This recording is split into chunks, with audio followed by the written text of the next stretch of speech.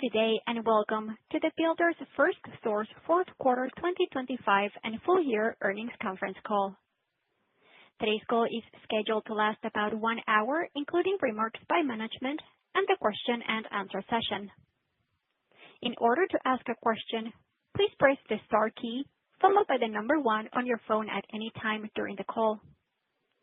I would now like to turn the call over to Heather Koss, Senior Vice President, Investor Relations for Builders FirstSource. Please go ahead. Good morning, and welcome to our fourth quarter and full year 2025 earnings call. With me on the call are Peter Jackson, our CEO, and Pete Beckman, our CFO. The earnings press release and presentation are available on our website at investors.bldr.com. We will refer to the presentation during our call.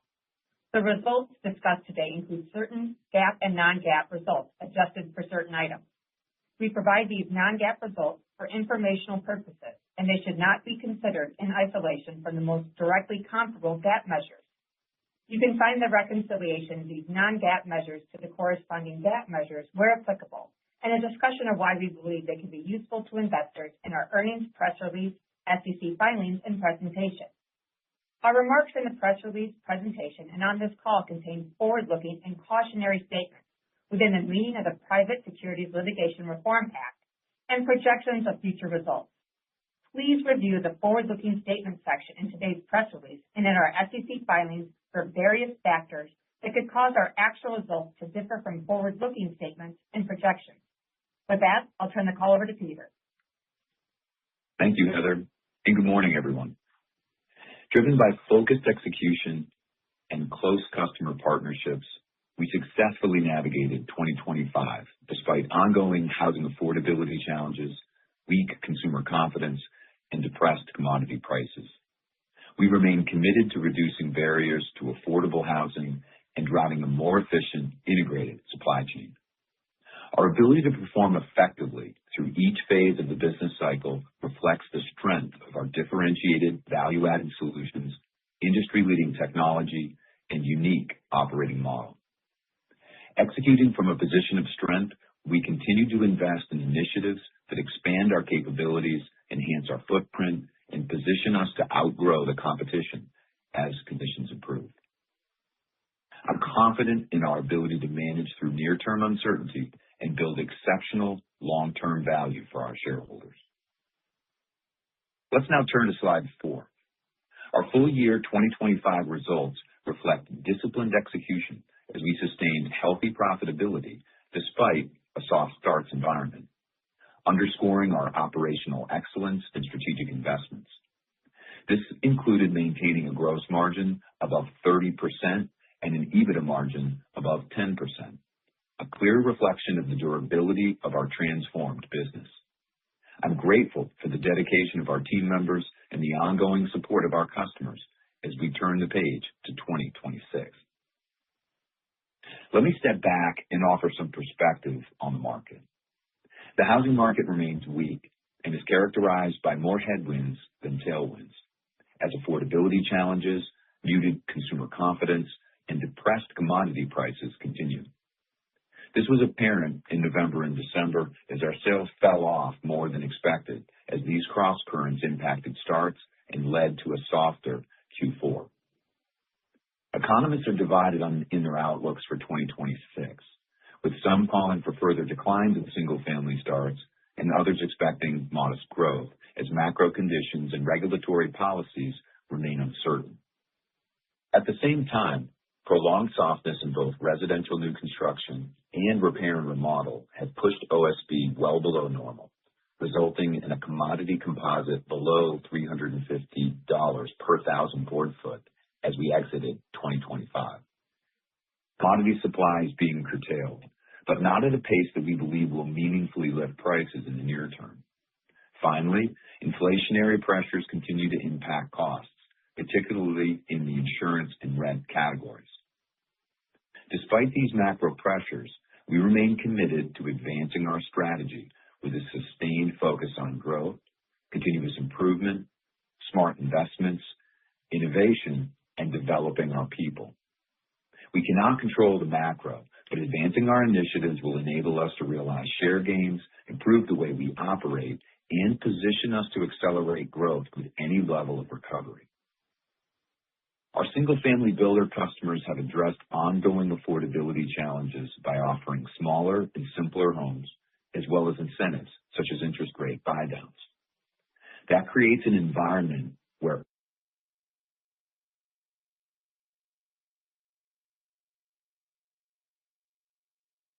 there are less sales dollars per start, and every start is more competitive on the affordability front. We are working closely with our customers, leveraging our broad product portfolio and bundled value-add solutions to drive cost efficiencies while upholding the highest quality standards. In the multifamily market, activity remained muted through year-end, in line with our previous thinking. We continue to see green shoots in quoting activity as our customers benefit from improved financing costs. As a reminder, our first sale tends to lag a multifamily start by about 9 to 12 months. Given the current project pipeline, an uptick in our multifamily results will not appear until the back half of this year at the earliest. In response to the market weakness, we are prudently managing spending and maximizing operational flexibility, as shown on slide 5. We are aligning capacity across our facilities, managing fixed and variable headcount, and reducing capital expenditures. Pete will provide more detail later in his remarks. We consolidated 25 facilities in 2025, bringing our total to 55 over the past 2 years, while maintaining an on-time and in-full delivery rate of 92%. With our industry-leading scale, experienced leadership team, and a track record of operating proactively through the cycle, we are confident that we can make the necessary adjustments and deliver exceptional customer service. On slide 6, we highlight some of the key initiatives under our strategic pillars. In 2025, we invested more than $110 million on new, expanded, or upgraded value-added operations across our footprint. We remain disciplined in how we deploy capital. Our consistent, strong free cash flow through the cycle gives us the flexibility to invest in organic growth, pursue strategic M&A, and return capital to shareholders. This capital deployment is strengthening our competitive position and driving long-term value creation.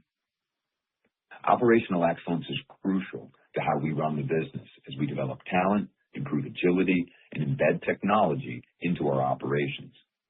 We generated $48 million in productivity savings in 2025, primarily through targeted supply chain initiatives.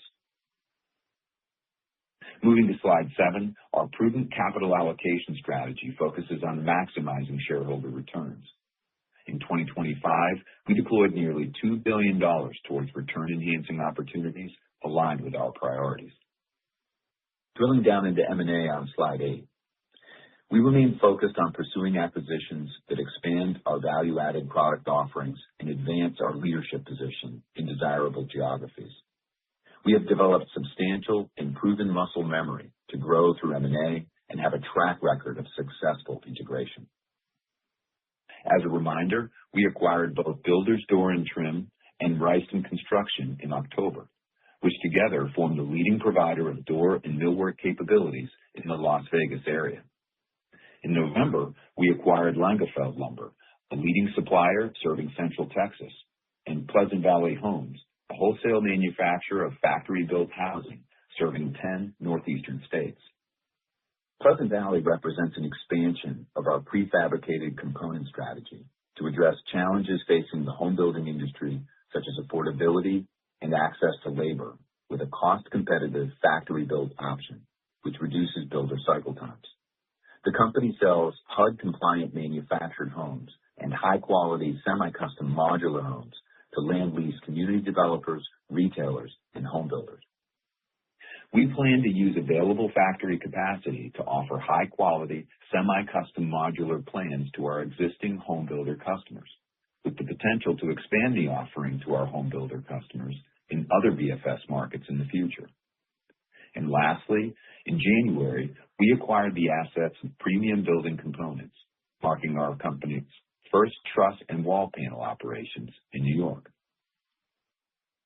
Since the BNC merger in 2021, we have made 40 acquisitions representing over $2.3 billion in annual sales, the equivalent of a top 10 LBM player, demonstrating our ability to execute and integrate seamlessly. And with the industry still fragmented, we see significant opportunity ahead and are confident that inorganic investments will remain an important driver of long-term growth. Let's now turn to slide 9 and discuss the latest updates on our digital and technology strategy. We continue to differentiate by digitally enabling our team members, customer relationships, and value-added product development to drive long-term growth through technology-driven platforms and services. The investments in automation, artificial intelligence, and digital integrations highlight our commitment to creating a seamless experience for our customers to help streamline their operations. Since launching in early 2024, our digital platform has processed nearly $7 billion of quotes through 2025, representing a year-over-year increase in excess of 130%. This week at the International Builders Show, we will showcase the next generation of digital solutions for builders. These solutions deploy emerging technologies to unlock rich insights and make every step of the home building process easier, not only for our builder customers, but also for the entire ecosystem of suppliers and technology partners. We do not categorize digital as only being a driver of long-term growth for BFS. It is integral to how we do business every day. We are committed to digitally transforming the operations and continuing to invest in consumer-grade digital solutions designed to improve our team members' efficiency, engagement, and performance. Our digital investments are particularly impactful in the sales organization, creating time to capture new market share, expand our product offerings, and strengthen our customer relationships. Continuing on the technology front, I'm pleased that we have made steady progress in our comprehensive implementation of SAP after the launch of 2 pilot markets last July. We're applying the valuable insights we've gained from these initial pilots to prepare for the next phase. In Q4, we advanced the development of our solution and refined our deployment plan, positioning us for continued rollout in 2026 and broader deployment beyond.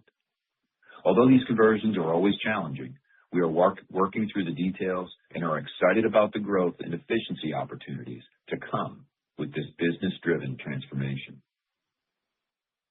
Recognizing one of our incredible team members each quarter is one of my favorite parts of our earnings calls. Today, I want to spotlight Charles Green, an inside sales representative at our Wilmington, North Carolina millwork location, who is celebrating an extraordinary 48 years with BFS. Charlie began his career in 1977 as a truck driver. After 13 years on the road, he transitioned into sales, where he quickly became a subject matter expert in the Wilmington market. Charlie developed a loyal following for his customer service, always checking in to make sure the job is done right, and for making jokes. Here's one for you, Charlie. Why did the home builder get in trouble with the neighbors? For raising the roof? All right, so that one's probably not good enough for you, Charlie. But your dedication to our customers, your teammates, and the community reflects the values that are important to all of us at BFS. I'll now turn the call over to Pete to discuss our financial results in greater detail. Thank you, Peter, and good morning, everyone. Our fourth quarter and full year performance reflects disciplined execution in a weak housing market.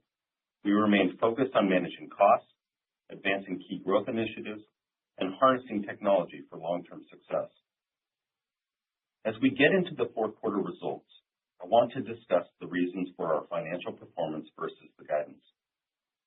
Sales decelerated more sharply than expected late in the quarter, as homebuilders aggressively delayed starts to work down excess inventory. Additionally, we incurred higher than expected insurance cost true-ups, which further pressured performance. In response, we moved quickly to accelerate cost reduction and network optimization actions. With that context, let's turn to our fourth quarter results on slides 10 through 12. Net sales decreased 12% to $3.4 billion, driven by lower core organic sales and commodity deflation, partially offset by growth from acquisitions. The core organic sales decrease was driven by a 15% decline in single family, reflecting lower starts activity and reduced value per start, and a 20% decline in multifamily, consistent with our expectations amid muted activity levels against stronger prior year comps. Additionally, repair and remodel decreased 7% as consumer uncertainty persisted. As we've noted on recent calls, there are a few key factors reconciling single-family starts to our core organic sales.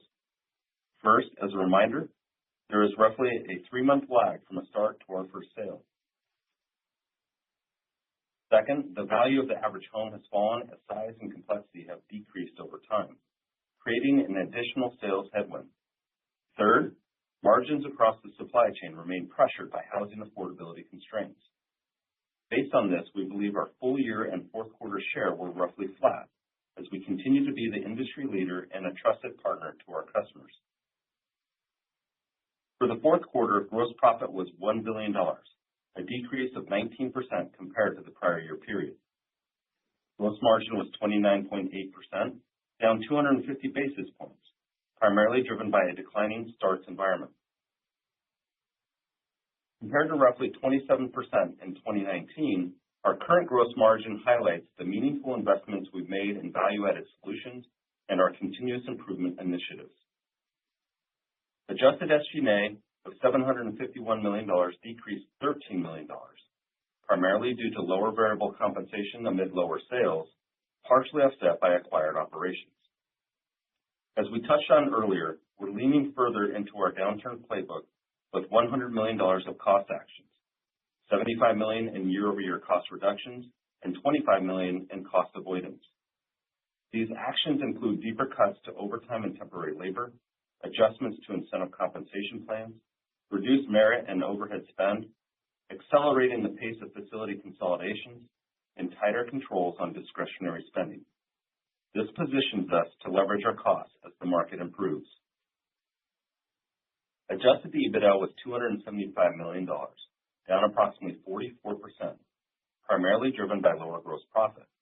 Adjusted EBITDA margin was 8.2%, down 470 basis points from the prior year, primarily due to lower gross profit margins and reduced operating leverage. Adjusted EPS was $1.12, a decrease of 52% compared to the prior year. On a year-over-year basis, share repurchases, enabled by our strong free cash flow generation, added roughly 4 cents per share for the fourth quarter. Now let's turn to the cash flow, balance sheet, and liquidity on slide 13. Our fourth quarter operating cash flow was $195 million, down $179 million, primarily due to lower net income. For the quarter, we delivered $109 million of free cash flow and $874 million for the year, underscoring the strength and consistency of our cash generation profile. Our full-year free cash flow yield was approximately 8%. Operating cash flow return on invested capital was 13%. Our net debt to adjusted EBITDA ratio was approximately 2.7 times. We have no long-term debt maturities until 2030, supporting operational discipline and flexibility for accretive capital deployment. Moving to fourth quarter capital deployment, capital expenditures were $86 million, and we deployed $227 million on acquisitions. We have $500 million remaining on our share repurchase authorization. We remain comfortable with our net debt levels and will continue to execute our capital allocation priorities with discipline to maximize long-term value creation. On slides 14 and 15, we outline our 2026 outlook and assumptions, which are broadly consistent with the middle scenario we shared on our third quarter earnings call. Compared to 2025, single-family and multifamily starts are expected to be flat year over year, with repair and remodel up 1%. As a result, we are guiding net sales in the range of $14.8 to $15.8 billion, adjusted EBITDA of $1.3 to $1.7 billion, and adjusted EBITDA margin in the range of 8.8 to 10.8%. We expect our 2026 full-year gross margin to be in the range of 28.5 to 30%, reflecting the below-normal starts environment. We expect free cash flow of approximately $500 million. The year-over-year change is driven primarily by a $300 million swing in working capital and lower EBITDA. In 2025, we benefited from a working capital release through disciplined inventory management and lower sales, but expect to invest in working capital in 2026. Our guidance assumes average commodity prices in the range of $365 to $385 per thousand board foot versus the long-term average of $400. For Q1, we expect net sales to be between $3 and $3.3 billion and adjusted EBITDA to be between $175 and $225 million, reflecting the challenging macroeconomic environment, elevated housing inventory levels, and winter weather impacting key markets.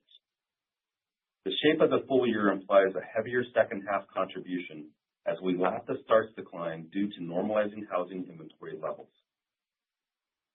In closing, we are closely monitoring the current environment and remaining agile to mitigate downside risk in the near term, while also investing strategically for the future. Supported by a fortress balance sheet and strong free cash flow through the cycle, we continue to manage capital with rigor, drive for organic growth and productivity, and pursue M&A. We remain well situated to compound value through our strategic initiatives. With that, I'll turn the call back over to Peter for some final thoughts. Thanks, Pete. While it was a tough quarter, we are taking action to reset our cost profile while continuing to invest in technology and innovation. We've transformed BFS into a materially stronger company, one powered by our leading value-added offerings and digital solutions, a relentless focus on operational excellence, and superior capital deployment. With our scale and experienced cycle-tested team, we expect to deliver solid results in the near term and tremendous upside when the market recovers. Thank you for joining us today. Operator, let's please open the call now for questions. Thank you. And if you would like to ask a question, please press star 1 on your keypad. To leave the queue at any time, press star 2. We ask that you please limit yourself to one question. Once again, that is star and 1 to ask a question. We'll take our first question from Matthew Bouley with Barclays. Please go ahead. Your line is open. Good morning. You have Elizabeth laying it on for Matt today. I just wanted to start off asking regarding the cadence of the year. Obviously, 1Q will be a little bit softer. You touched on some of the pressures around inventory and weather, and noted that the back half will be a little bit stronger. Could you speak a little bit more about how you're thinking on the single-family side versus the R&R side in terms of what you're seeing right now in the market? Sure. Yeah. As you mentioned, the overlay for the year is pretty modest in all the categories, right? We're not expecting a lot of growth. The way that the year is shaped, when you look at it on a year-over-year comp basis, a lot of that has to do with the shape of 25. So the dynamic in 25 came in hot, and the year ended very slowly on the builder side. They pulled back, had too much of the inventory of new homes as they got through the end of the summer, and pulled back very, very hard on their starts volume at the end of the year, harder even than we expected. So that left us with, sort of strong first half, weak second half baseline to enter in with 26. In our planning, what we're seeing is a very slow exit to 25. It's ramping well. We're seeing the behaviors that you would expect of builders building for a strong summer. And we would expect that to continue to ramp up as we get into the year to get to a healthy level. I think the easiest part about the second half of 26 is with even a reasonably good year, it doesn't have to be a great year, we'll be able to pretty dramatically outperform last year just because of how weak last second half was. So that's sort of the frame. In general, multifamily has continued to bubble along.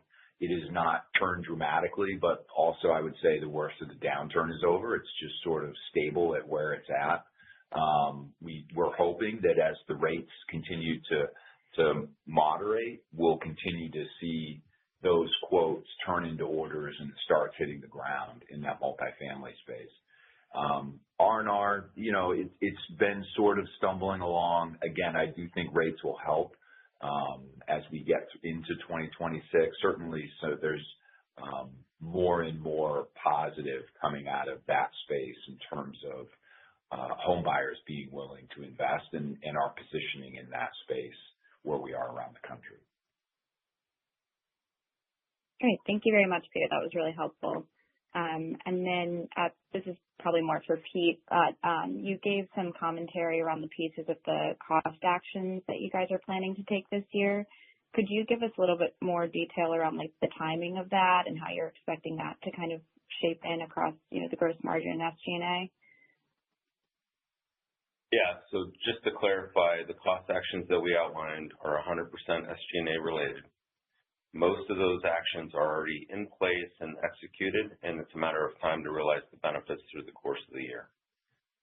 We are not giving any really additional details around the specifics of each of those at this time, but just know that we're moving aggressively on the evaluation of our facilities and consolidations, consistent with what we've been doing the last 2 years, but in a more immediate fashion. So if something's on the fence, we're moving forward with it at this time. And as I said in the prepared remarks, about 3/4 of the adjustments are year-over-year reduction, whereas 1/4 of the cost actions is a cost avoidance. All right. Thank you very much. Thank you. We will move next with Mike Dahl with RBC Capital Markets. Please go ahead. Your line is open. Hi, good morning. Thanks for taking my questions. I wanted to drill down into the gross margin dynamic a little bit. I mean, gross margins, even in a weak backdrop for fourth quarter, they're drifting lower, but they're still very resilient. But then obviously your guidance is still a wide range, including something that would be kind of notably worse at 28.5. So I wanted to ask more about kind of what you're seeing on the ground that's driving that range of expectations. I know you said it's still competitive out there, but maybe you can speak to kind of some of the more recent dynamics and also when you think through the cadence, how that paces through the year. Is that 28.5 or, is it there because that's what you expect in 1Q, or you're just giving yourself a buffer? Anything on dialing in 1Q a little bit better would also be helpful to understand that cadence. Yeah, sure. So as we think about gross margins overall, I think they've been pretty stable, pretty strong. The team has worked very hard to find that sort of equilibrium to ensure that we're not, losing share, that we're in a position to gain share, but at the same time protecting profitability. So that's been an important precursor. And I think we've done a pretty good job. The question around the gross margin coming into the beginning of this year really has to do with the uncertainty on the resets at the beginning of the year. So there's always a new contract period that triggers at the beginning of the year. You have a sense of volumes and contract levels, but compounded by the delevered facilities because everything's slower in this time of the year. Early Q1 in particular is the slowest time of year for us. You get a little bit more pressure and volatility on some of those gross margin numbers. So really that's the storyline there. By and large, we're expecting a fairly stable year around gross margins, right around just sub that 30 level. But that's that's the thing that we spend probably as much time as anything managing and making sure we're structurally aligned around. As you think about 26, obviously that will continue. Okay. Just a clarification. I mean, you're saying stable just under 30, but then there's the low end of the guide is quite a bit below that. So I just want to be clear, that is accounting for potential variability that you have not yet seen versus something that you're already experiencing. That's just a clarification. My second question was just making sure I understood the free cash flow dynamic a little bit. It sounds like based on how you expect the comps through the year, that maybe that's hey, since you expect there to be growth in the back half of the year, even though it's a comp dynamic at minimum, that's why your working cap is going to swing pretty hard year on year. And then would it be kind of getting into next year, it would normalize again? Just want to make sure we understand that. Yeah. So, I mean, I'll field the first one. I'd say my first reaction is yes, it's absolutely a band that tries to give you a sense of the ups and downs based on kind of how we're hearing folks talk about it. We're not seeing that deep downside now on gross margins that we're concerned about, but want to make sure we're really honest about the dynamic right now in terms of the band of where it could be. But our guide is where we think it is, and that's what we're, I think, experiencing in terms of the trajectory of the year and where we're at it. And then Pete on the cash flow. Yeah. So Mike, your question on the cash flow. So the $500 million guide for 2026 does reflect an investment in working capital through 2026, exiting, as Peter mentioned, with the back half being higher on a year-over-year basis. So your exit point or the point in time in which cash flow is measured is going to be higher, at least in our guidance. So that's going to be the use of cash versus what we experienced in 2025 was a source of cash as we harvested the balance sheet in a declining market. So that's the biggest change, with a little bit of impact from the lower EBITDA that we're guiding for 2026. Just kind of a general reminder, as a rule of thumb, we're in that 9 to 10% incremental and decremental working capital number as it pertains in particular to that year-end trajectory, right? It matters for where we're comparing in that fourth quarter versus fourth quarter window. So the more we grow, yes, we will invest, but the return is quite nice on that investment. Yep. Okay. Makes sense. Thank you. Thanks. Thank you. We will move next with John Lovallo with UBS. Please go ahead. Your line is open. Good morning, guys. Thanks for taking my questions. Yeah, I wanted to talk about the incremental margins just on the business. I mean, there's been a lot of productivity initiatives achieved over the past few years, and there's some more cost actions planned for this year. So how should we sort of think about the incremental margins for the business as volume kind of comes back here? I mean, should they be above the historical levels? Well, generally, our incrementals are quite good on the way up, primarily because of the tremendous leverage we get in the business. For all of the pride we hold in the value add space in particular, it requires a fixed overhead investment that we're at the point of leveraging when the market is growing and returning. So in general, yes, I think we do see higher than average when we're growing, particularly as the adoption of that value add tends to accelerate in a growing market. Understood. And, just wanted to get your thoughts on a recent acquisition. Sumitomo acquired TriPoint. I mean, the Japanese in general have been pretty big proponents of offsite construction. Curious, other than them trying to diversify away from an aging population in Japan, I mean, do you see this as an opportunity for them to really start pushing forward with some of the offsite construction techniques that could benefit your business? Well, I mean, I guess I'd start by saying we're huge believers in offsite fabrication. So I think all of us are looking for ways to add efficiency and productivity and speed into this industry in any way that we can. Clearly the Japanese have done a good job at manufacturing over the years, and I think there are home building operations in Japan that have leaned far more heavily into this offsite fabrication idea. I think the challenge in any of these is, can you do it efficiently? Now, historically, the Japanese companies have had very long investment horizons. When they talk about doing something, they're not talking about, a couple of years. They're usually talking about a couple of decades. So we'll see. We'll see where they end up. I would say in the near term, we have very good partnerships with all of the Japanese-owned home builders in the U.S. We work closely with them. I think we've got some really interesting things we're doing with them.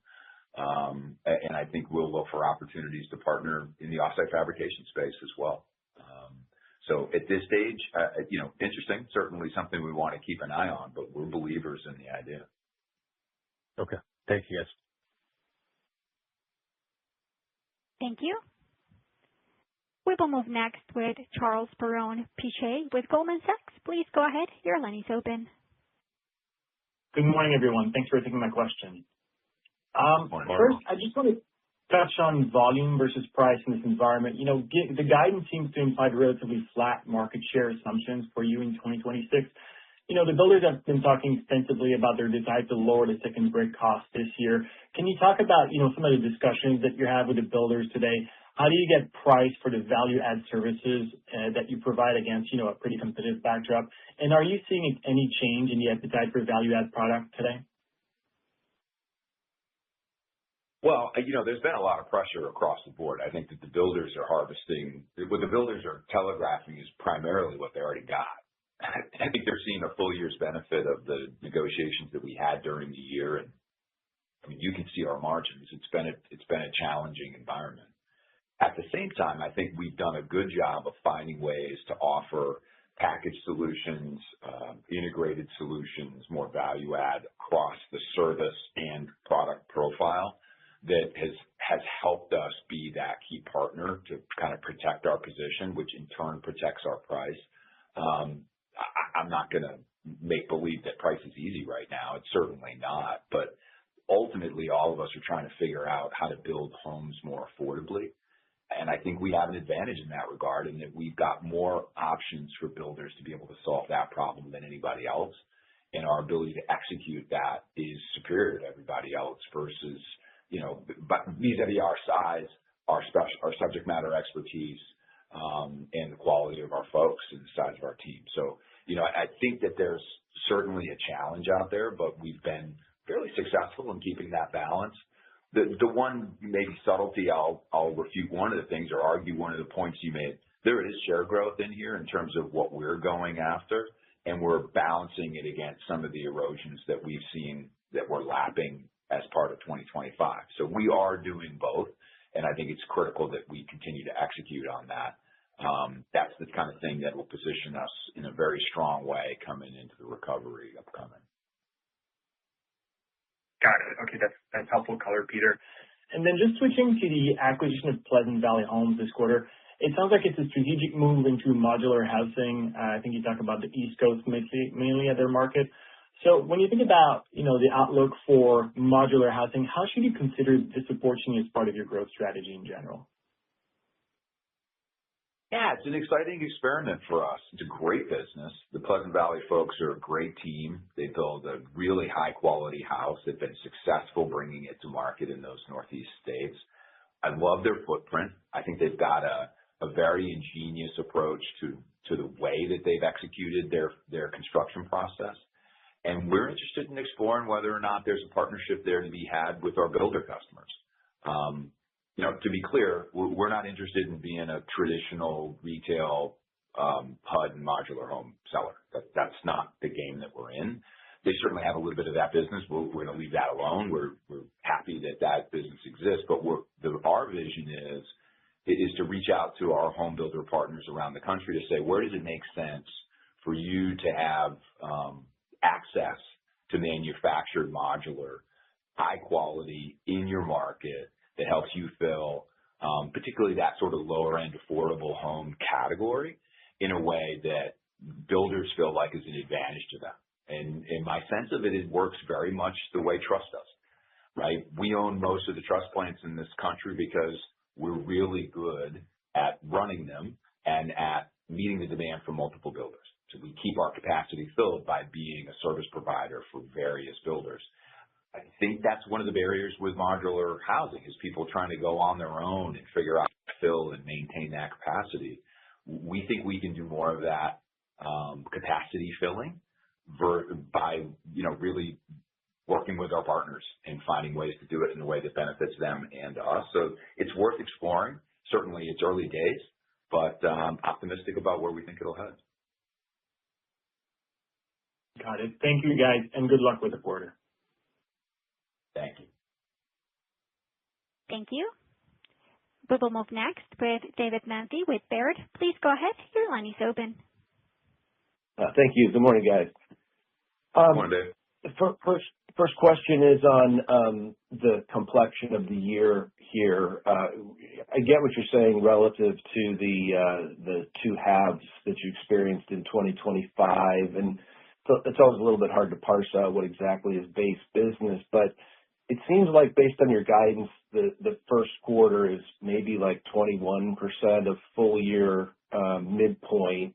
And typically, even if you exclude last year or the past several years, it's been more like 23, 24. So what I'm trying to get to is how much of this is just typical builder conservatism on your part, and how much of it is sort of maybe we are anticipating a little bit of acceleration, even relative to normal seasonality through 2026. Oh, it's definitely the latter for Q1. Yeah, no, I don't want to pull any punches. We're ramping very quickly this year versus prior year or even 2 years prior because of how slow we came out of 25. But it's moving, like it's doing what you would expect it to do in order to be able to hit our numbers. We're on track, but it does require a pretty aggressive ramp. I think it's maybe underappreciated how dramatically the big builders slowed when they realized they had too many units going into their year end. Mm-hmm. Yeah, fair enough. Great. And then second is a little bit relative to this contribution margin, incremental margin discussion. When you think about your cost structure, so over the past 3 years, you guys have really constrained operating expenses extremely well. And if we're looking at an acceleration and some growth in 26 and into 27, beyond just the variable compensation elements, which would naturally flex, are there any other sort of catch-up items or things that were deferred previously that might come back into play? Or are we just looking at sort of that, as you mentioned earlier, Peter, the outsized kind of contribution margin relative to your long-term targets in the high teens? Yeah, no, that's a great question. The way I would characterize it is there was, and I know we're not the only ones, but I'll be candid. There were expenses that were in this business during COVID and during those massive runs that we allowed to maintain because we were more focused on capacity and meeting customer requirements and expectations than we were on maximizing efficiency. I just, not put too fine a point on it.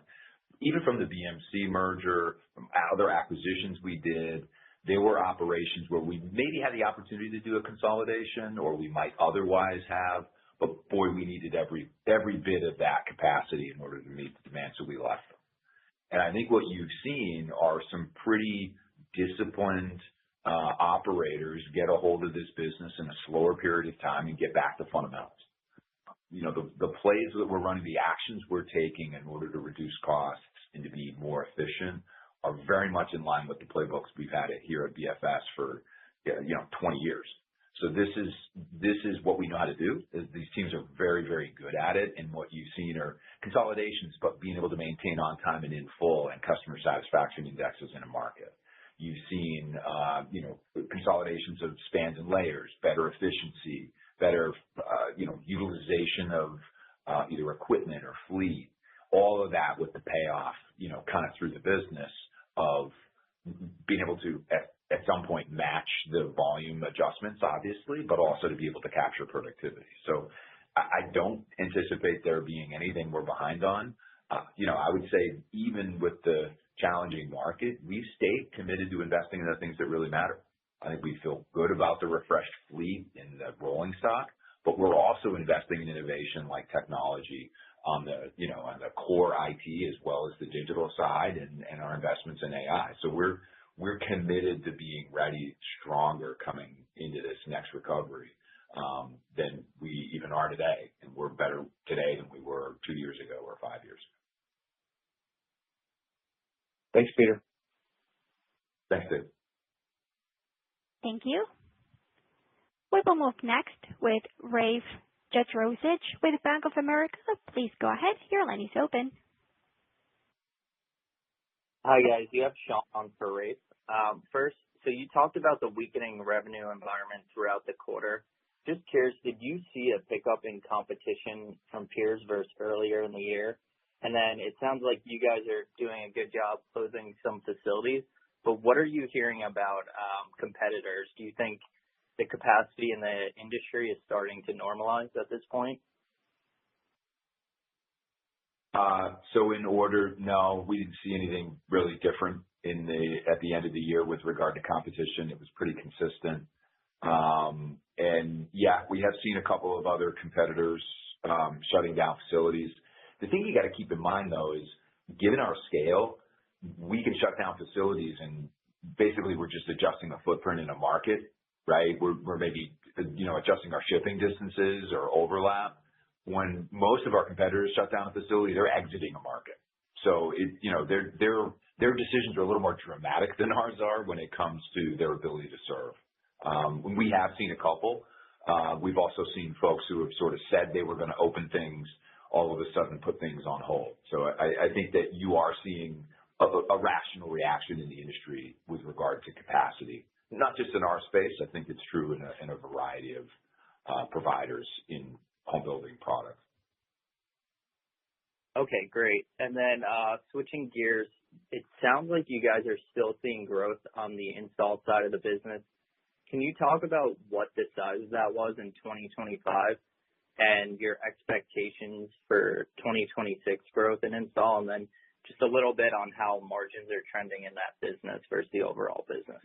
Thank you.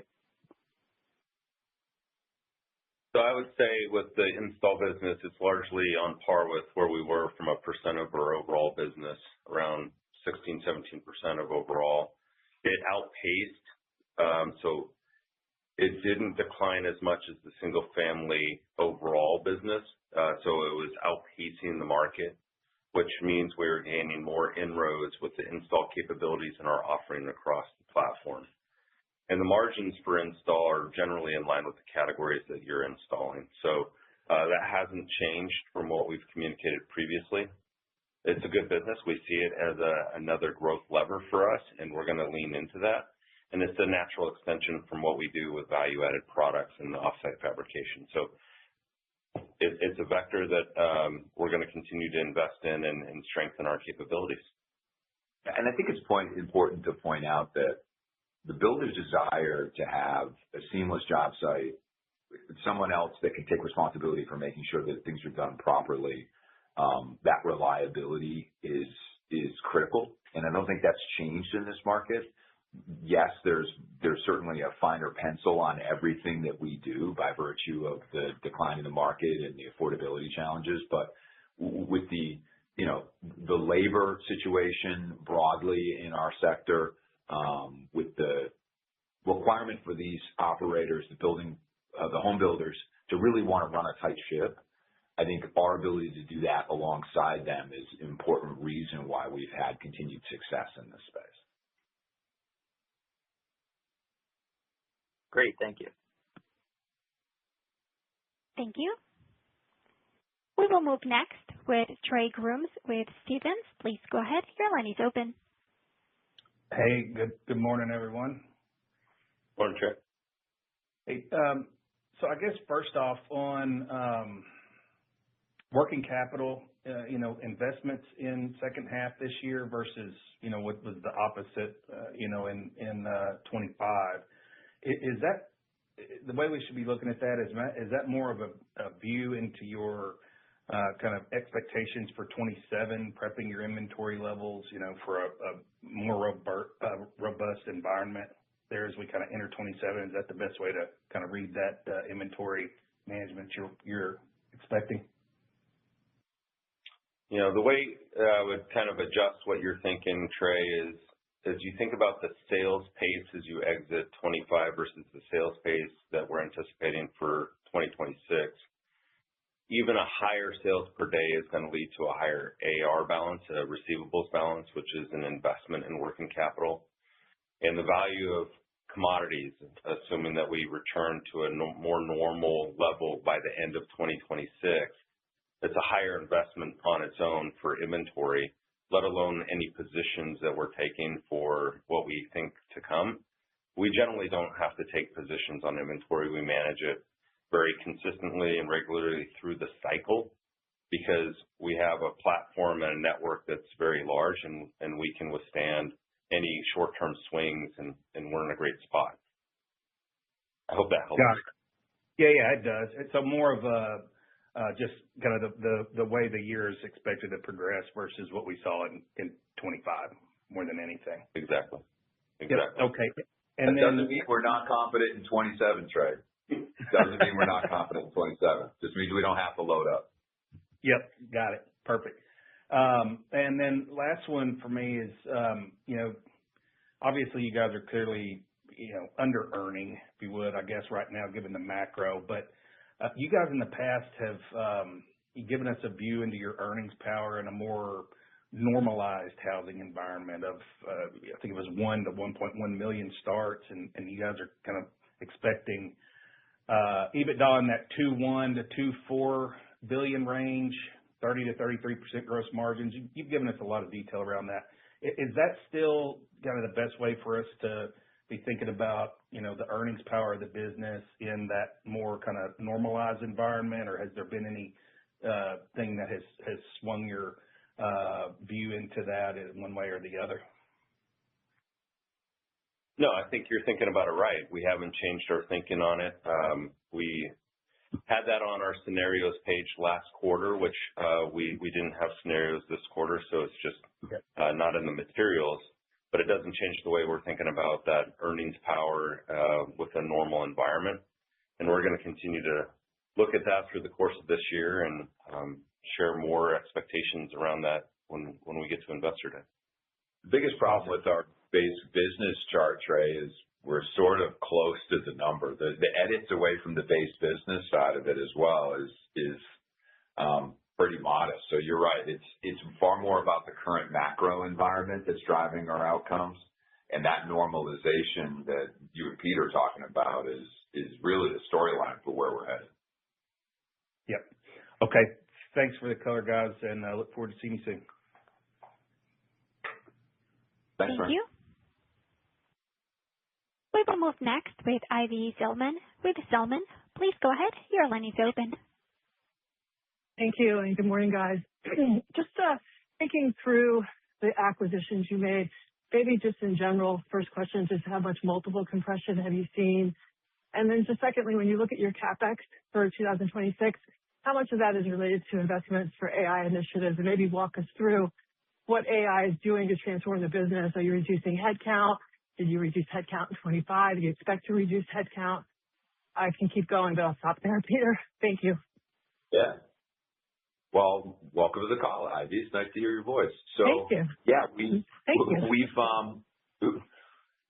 we've got a lot of stuff going on, and I guess I'll start with AI and then circle back. I think that the investments we're making in the business around AI, we're trying to be very pragmatic in terms of keeping it focused on things that are going to drive outcomes that are going to make a difference in the business. I think that the idea of introducing Copilot and things that help in the back office, we're doing that, of course, and that's good, and I think it's positive. I think the far more powerful opportunities are ones that we see when we face the operating team at the field level to drive customer-facing benefits. So things we're working on, particularly effective in the estimating space, where we've seen our ability to process plans more efficiently, our ability to speed up the estimating process to get turnaround times to customers more quickly. The goal really is to enhance the experience of the salespeople, to empower them with tools at, candidly, a pace that they haven't seen. We've seen very little in the way of cost reductions in terms of,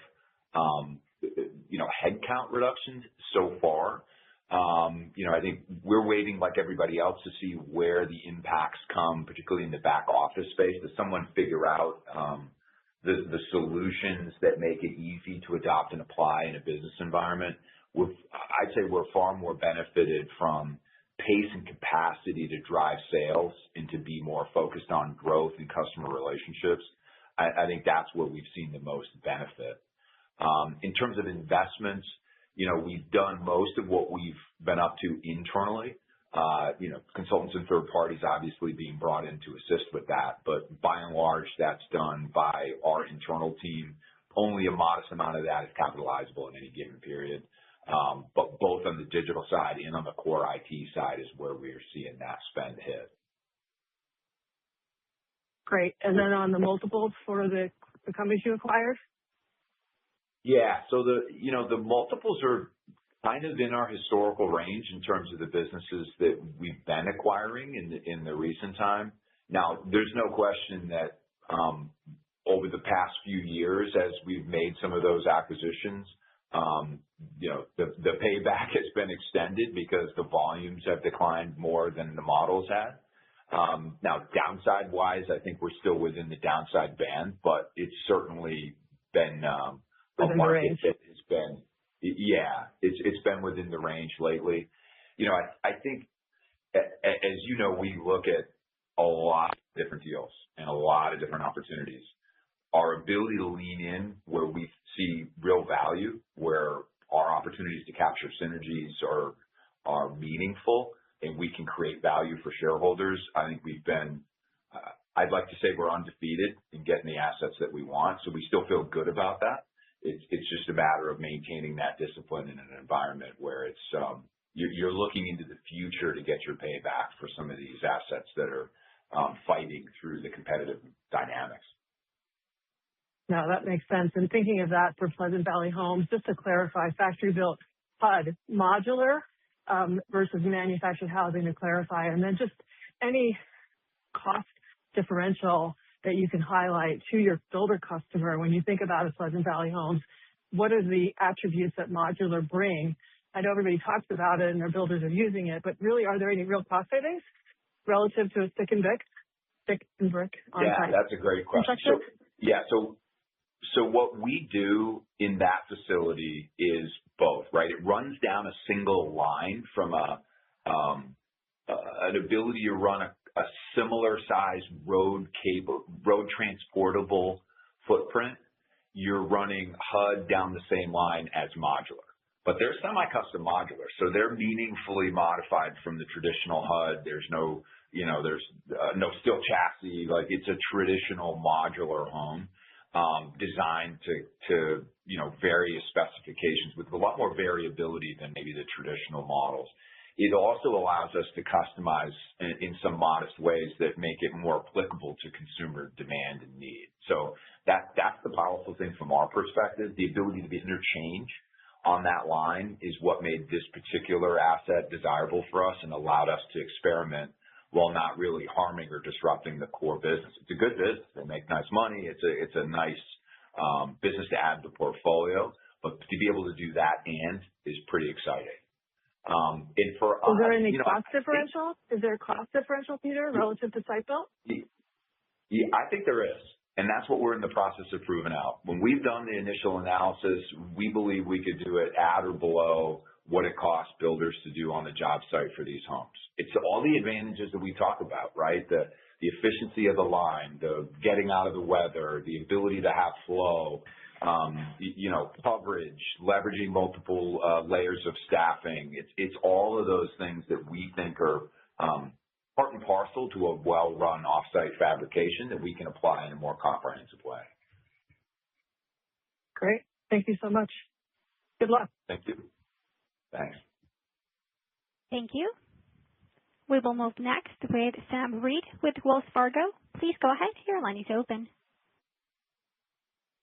Thanks so much, everyone. Just wanted to drill down a little bit on your start assumptions for 2026, but more from the context of square footage per start or value per start. I know you alluded a little bit to rate buy downs potentially influencing that, but just contextualize kind of what's embedded in your guidance in terms of average square footage, to the extent you've got a view there.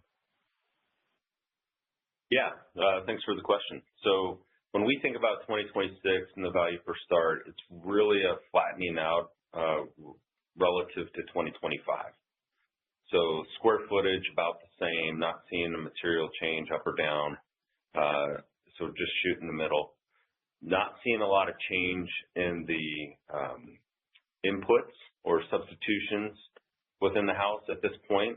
More of a leveling off, basically across the line on most everything that we're seeing in those adjustments. So size of home, the substitution products, the cost inputs, as well as the price inputs. Now, we've had some of that over time and the lapping. There's been some murmurs around some cost increases from certain manufacturers, so we'll have to keep an eye on it as we think as we move forward on what that looks like. And cost increase is a good thing for us, and it benefits our overall because we pass that through. Where we had talked about it previously in the value per home shrinking is when we were seeing cost declines and manufacturers lowering the cost basis. All helpful color. Switching gears on the P&L, so wanted to contextualize some of the SG&A expenses that are outside of your control. You alluded to some things like insurance and rent. And those are expense buckets that some of your peers have also called out as maybe being a little bit more inflationary than expected. Just maybe walk us through what's embedded in your guide around those expense buckets and anything outside we should be mindful of. Thanks. Yeah. So rent, absolutely an inflationary item that we are subject to given the portfolio of our locations that are under a third-party lease agreement. Those increases are embedded in our expectations for 2026. As far as the insurances go, we have our expectation based on early analysis from the actuaries and others on where cost of benefit insurance as well as casualty insurance is going. But that's all subject to utilization and what we experience through the course of the year. So we're trying to factor all those into what we expect for 2026 and mitigate as many surprises as we can. So we don't like the surprises, and unfortunately, they show up usually at year end. Thanks so much. I'll pass it on. Thank you. We will move next with Colin Veron with Deutsche Bank. Please go ahead. Your line is open.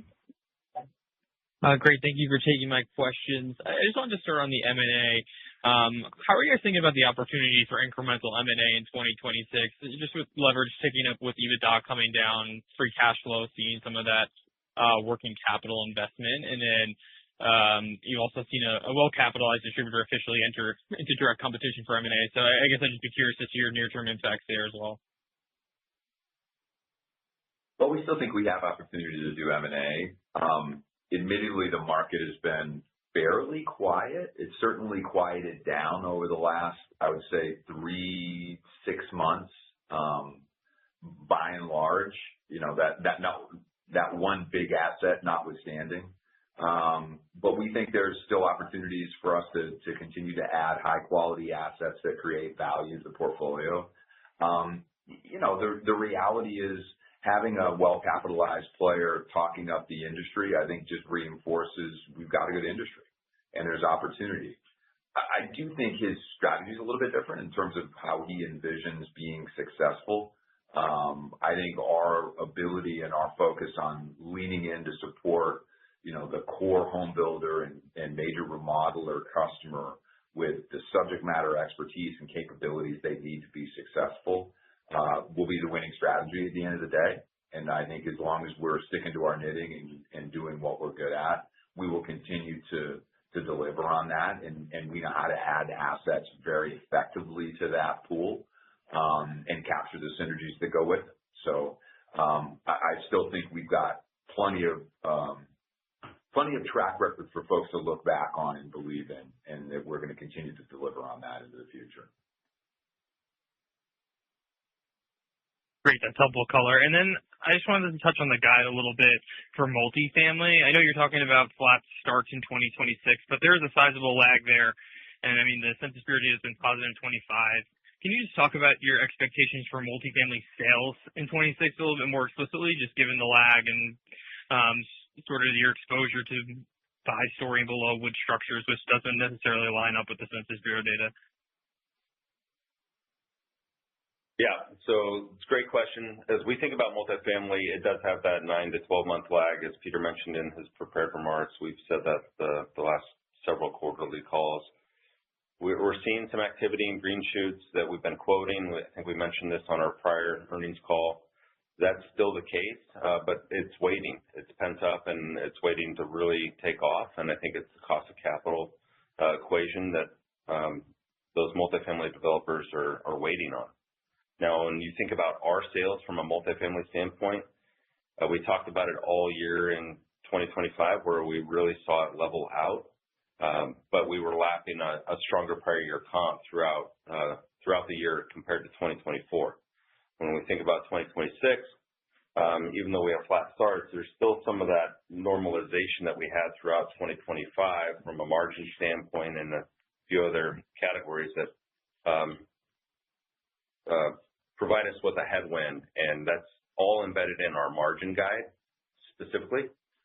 Otherwise, we're still excited and we're pleased with the multifamily business. It's a great portion of what we offer, and if we have an opportunity to grow in that area, we're going to continue to look for those opportunities to lean into. Great. I appreciate the color. Thank you. We will move next with Ketan Mamtora with BMO Capital Markets. Please go ahead. Your line is open. Good morning, and thanks for squeezing me in. Just a quick question around sort of Q1.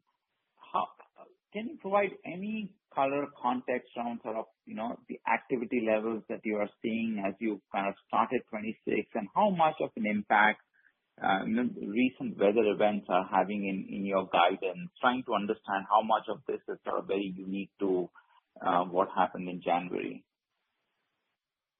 It's both. Yeah. No, we started slow. We're starting to see really nice, as expected, ramp into January. That weather was as bad as advertised. It shut down big swaths of the home building markets that generally build through those winter months. Texas, the Carolinas, parts of Florida, it was very disruptive. We didn't call it out because, as we say in the past, it's good, it's bad. It's a number that we think over time will level itself out over the first half of the year, but it certainly was impactful on us. Yeah. So just to expand on that, it was about $30 to $40 million in sales impact for the last week of January that maybe lapped into February a little bit. So not a huge number on its own relative to our overall sales projections, but just something that will impact the percentages as we evaluate the year on year. Got it. That's very helpful. And then just coming back to balance sheet and M&A, I'm just curious, as you think about these opportunities and you think about leverage in the short term, understanding that this is kind of a cyclically challenged time, how are you all thinking about sort of leverage in the short term for the right opportunity? I would just reinforce, we've always said in the short term, we'll do the right thing strategically for the business, knowing that we've got very firm and consistent cash flow throughout the cycle. So, we don't generally look at it on a quarter basis. We try and look at it for the full year in terms of, really focusing on that leverage ratio because of the seasonality of our business and what we have going on.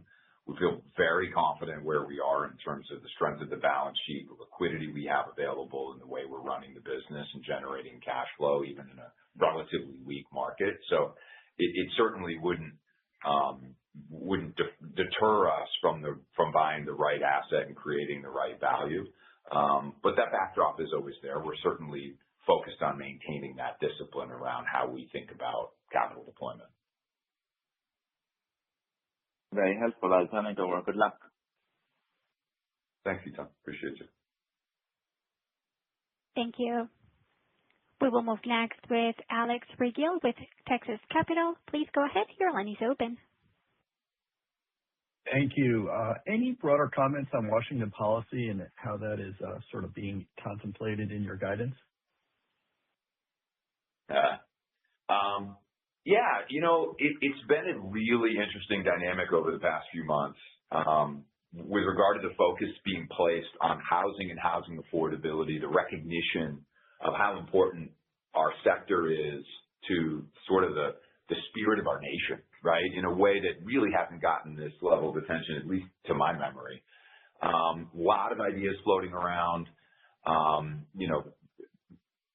would say not all of them coming to fruition, not all of them having the same level of impact, but people are trying. And I think that the incremental benefits are promising. probably the most interesting things to me is this alignment between what the federal government is describing as, trying to drive alignment between funding, transportation funding in particular, and local and municipal compliance with reasonable standards around regulation, right? Whether it be codes or, easements or density, whatever it is, the Fed's taking a little more heavy-handed stance when it comes to, we're not going to give you funding to build out a train station if you're not going to put density around the train station because there's no point. Things of that nature.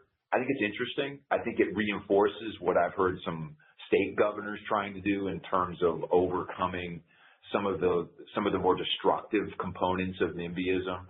And I understand there's going to be a balance, right? There's going to be state and local control in all these environments, but some of it is to the point of problems. It's generating societal problems because the restrictions are too tight, and there's this awareness of it and movement in a way that I think is positive. I'm not going to tell you that it's been massive. I'm not going to tell you there's been a significant impact yet, but the fact that we're having the conversations and incremental steps are occurring is incredibly encouraging versus where we were, 2, 3, 5 years ago, candidly over the last 50 years. Appreciate the comments. Thank you. Yeah, thanks, Al. Thank you. And this concludes our Q&A session, as well as the Builders FirstSource fourth quarter 2025 and full year earnings conference call. Thank you for your participation, and you may now disconnect.